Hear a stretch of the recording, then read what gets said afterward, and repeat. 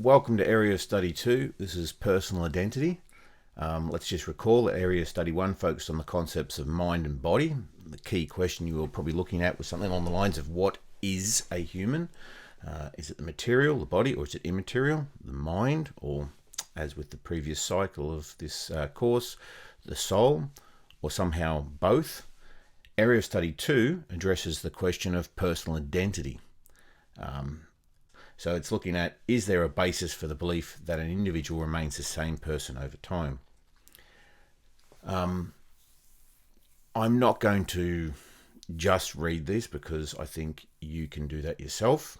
You can pause this at any stage, read through it. I'll just pick out the key ideas. So we're looking here at identity as a relational term. It means the relationship of two different things. How are they different things, as I just said? One type of identity question asks, what does it mean for something to be that thing and not something else? This is called a syncretic question, as in synchronism, as in time. What makes one thing this then and not this at a later or a different time? Or what makes one thing theoretically this at this time and also this later on? When you're looking at this, you're going to see this with personal identity. What makes you, you?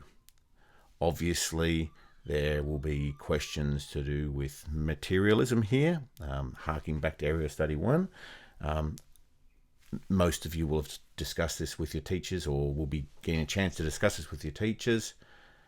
And you'll see that the body is constantly changing. Even in the time it's taken me to come and sit down, probably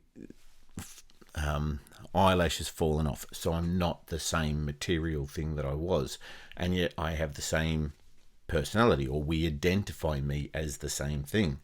Or you identify yourself as the same person. So what makes that? That's what you're going to be exploring.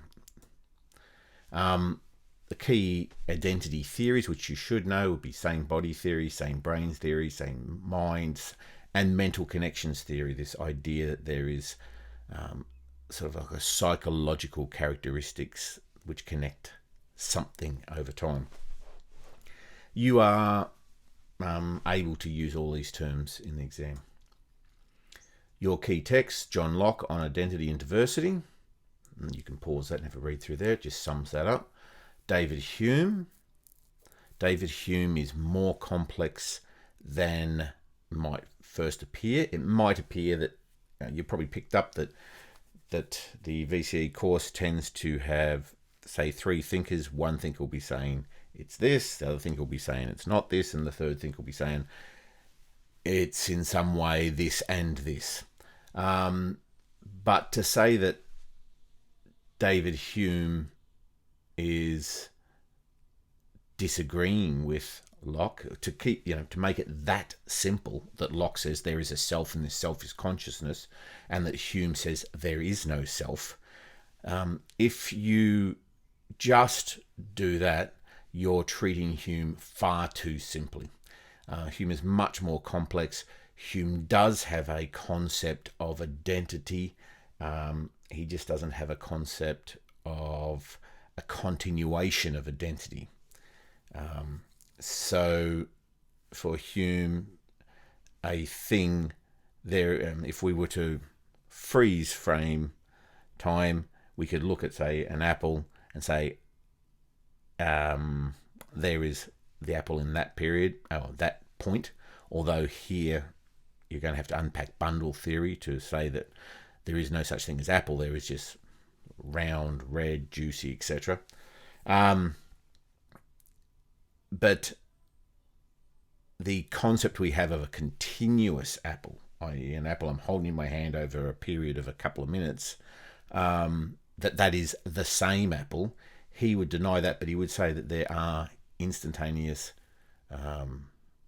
recognitions of the apple. Now, that will all need to be unpacked in a lot more detail. I'm going through this very, very quickly. And you've got Meredith Michaels, who I won't say sits on the fence, but says that that the idea of identity is much more complex, and we shouldn't be going with an all or nothing concept, and that to talk of identity requires some concept of psychological and physical connectedness. Usually when you start off looking at identity, your teacher may have taken you through this already. One of the first thought experiments you'll probably look at is the ship of Theseus. So I'm just going to make you aware of it. It's a great one to have hold of. If you don't know it, it is basically this idea. Let's just jump ahead. The ship of Theseus, also known as Theseus' paradox, is a thought experiment that raises the question of whether an object which has had all its components replaced remains fundamentally the same object. The paradox is most notably recorded in Plutarch. Obviously, you don't need to know for exams where this sort of thing comes from, but it doesn't hurt to know it. Plutarch asked whether a ship which was restored by replacing each and every one of its wooden parts remained the same ship. And there's the little bit from Plutarch there. This story is repeated with, I think there's an axe, George Washington's axe. So the idea that the handle wears out and then you put a new wooden handle on it, is that still the same axe? It turned up in an exam once as a broom, I think it was, where if the broom head wears out and you replace it, is it still the same broom? Okay, so just be aware of this. It's a great one to use. Plutarch questions whether the ship would remain the same if it were entirely replaced piece by piece. Centuries later, Thomas Hobbes introduced a further puzzle, wondering what would happen if the original planks were gathered up after they were replaced and used to build a second ship. Which ship, if either, is the original ship of Theseus? So for yourself, that's a great thought experiment and a great question to ask yourself, and probably sit down and write out your response to Hobbes's question. See if you can justify your argument. There's good old Hobbes bouncing into the picture. Aristotle, now again, this is more than you need, and it may be confusing, particularly when there is an enormous amount in Locke and in Locke and in Hume. You will find that in Locke and in Hume there are a range of thought experiments and examples that you need to know, because any of them could turn up on the exam. So there's quite a lot of material that you would need.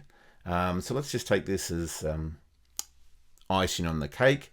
This is going back to Aristotle. So Hume and Locke and Hobbes would have all been aware of this. You don't need to know these, and you don't need to use this language, but for those sort of top-end students, it's great to have this background, even if you never use it. So according to the philosophical system of Aristotle and his followers, there are 4 causes or reasons that describe a thing: the material cause, you can read that, the formal cause, the efficient cause, and the final cause. Okay, this will help you understand the sorts of ideas that we find particularly in Locke and then in Hume. The what it is of a thing, according to Aristotle, is its formal cause. So the ship of Theseus is the same ship because its formal cause or design does not change. Its formal cause or design is to transport Theseus across the water. Even though the matter, the bits of wood, do change. In the same manner, for Heraclitus, if you remember, if you've studied Heraclitus' paradox, a river has the same formal cause. Heraclitus' paradox, keep this simple. I'm not going to try and get into the exact quote, but it's the idea of, can you step in the same river twice? Some people will argue that yes, you can. Let's keep it simple. You can't step into the same water twice, because if you step into the water and then you step out, if you step into the river again, the water that your foot originally touched will be now downstream. Some people have tried to say, well, what if I was the Flash and I ran at the speed of light along with the river, and then I put my foot back in, to the same particles of water downstream. But the thing is, they won't be the same, because while they may materially be the same, they are no longer in the same position. So they're no longer in the same place or time. So they are not the same in that sense. You'll notice one of the tricky words we're going to be dealing with Hume and Locke in particular is this word same. Okay, it's a very simple word, but you've got to have a really deep control of what it means.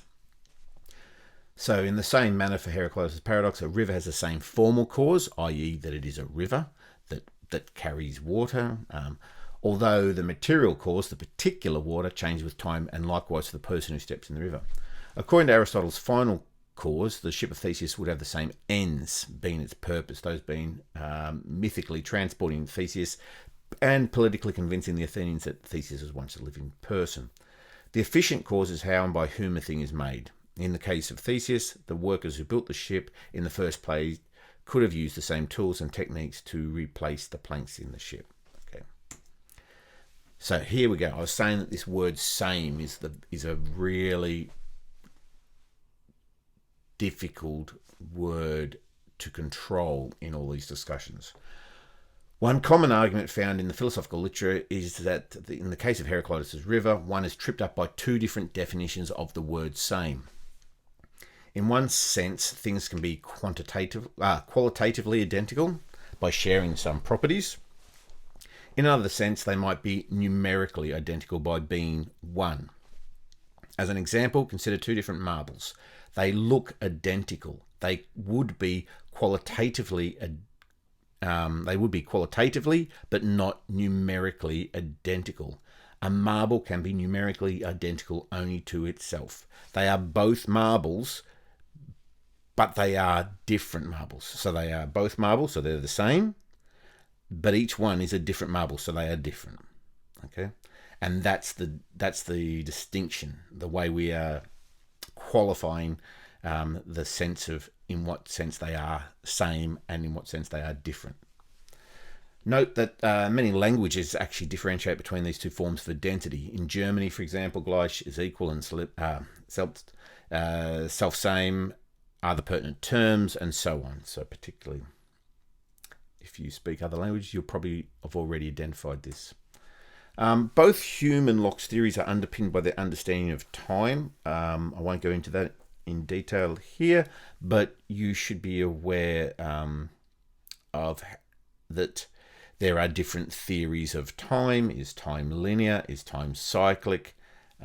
Is time purely a concept? Is time simultaneous? Very complex. There's some very good writings on this. Again, it goes into too much detail, much more detail, I should say, than you would need for your exam. But it's just really, particularly for those top-end students, worth being aware that when they are talking about time, i.e. something being the same at different periods of time or different at different periods of time, that we have to be really clear what they mean by time or how they understand time to work. Contemporary debates. So you're most likely going to be